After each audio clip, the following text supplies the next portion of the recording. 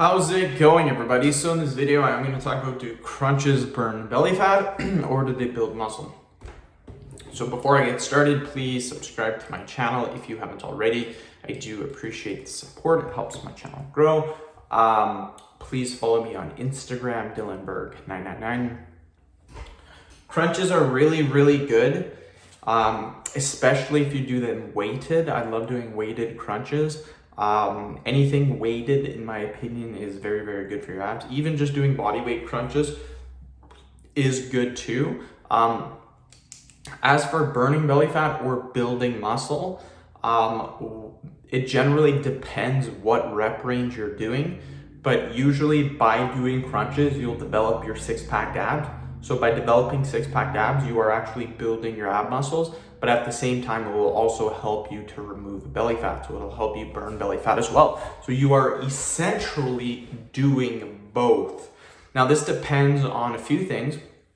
It depends on your repetitions, because if you do, say, 100 reps in a row, you're actually building more muscular endurance, because muscles, even though it's abs, ab muscles still like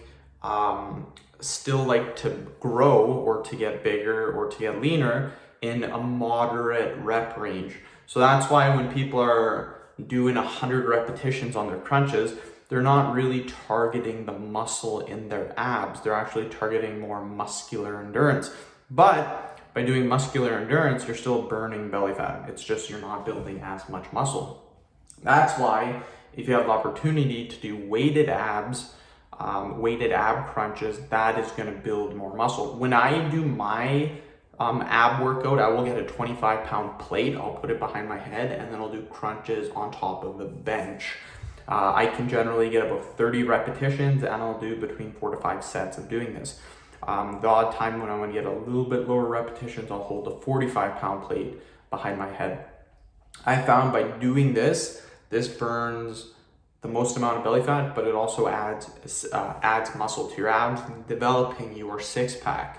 So that's very important to do. Another thing that I like to do when I was lifting weights at a commercial gym is they had a little bench that you could put on a decline, and it was a really big decline, and you could actually put your legs underneath a little thing at the top, and it would hold you into place, and then you could do crunches like that. So I would always do that holding a dumbbell. I would start off doing a 5-pound dumbbell, then 10, 15, 20. I think I worked my way up to 40-pound dumbbell, and oh my God, that was so hard, and it was the best feeling on my abs. It was amazing. So I really enjoyed that. And by doing that, holding a dumbbell, you can just keep progressively overloading. Actually, what I might do is I might buy that for my home gym. Actually thinking about it, it's an amazing way to progressively overload. So end the video. Thank you so much for watching. Please subscribe to my channel if you haven't already.